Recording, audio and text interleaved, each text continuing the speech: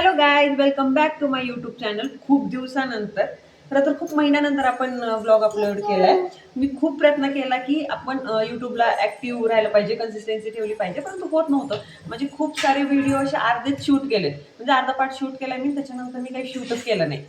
म्हणजे मी असं करायचे ट्राय, पण होत नव्हतं माझ्याने. पण आज मी ठरवले, आज दिनांक आहे 1 जानेवारी 2026 आणि आज मी ठरवले की आजच ब्लॉग आपण शूट करायचा, एडिट करायचा आणि रात्री 12च्या आधी अपलोड झाला पाहिजे. तर बघू आता ह्याच्यानंतरचा ब्लॉग कधी येईल मला तेही काही आयडिया नाही, परंतु आपण या वेळेला आता यूट्यूबला ॲक्टिव्ह राहायचं आहे. ओके, तर आज आपण काय बनवणार आहोत तुम्हाला थंबनेलवरून कळालंच असेल. तर आज आपण बनवणार आहोत पुरी भाजी. तर भाजीचा तर मी व्हिडिओ तुम्हाला पूर्ण दाखवेल की कसं बनवते वगैरे, मी माझ्या पद्धतीनं बनवेल.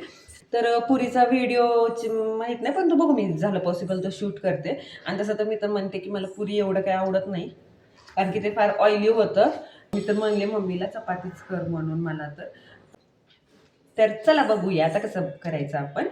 सर्वप्रथम तर मी एक सांगते, आपण जेव्हा हे करतो, स्टार्ट करतो तेल टाकून, जिरा मोहरी टाकून किंवा कांदा टमाटा टाकून, त्याच्यानंतर जे मसाले टाकतो आपण, की काही असू, गरम मसाला असू, तिखट मीठ वगैरे, तर ते जे आहे ना ते मसाला आपण पहिलंच आता थोडंसं एका बाउलमध्ये मसाले टाकून त्याच्यात थोडं पाणी टाकून थोडं ते साईडला ठेवत आहोत. ओके, तर चला बघूया आता, त्याच्यानंतर बाकी सगळं प्रोसेस करूया.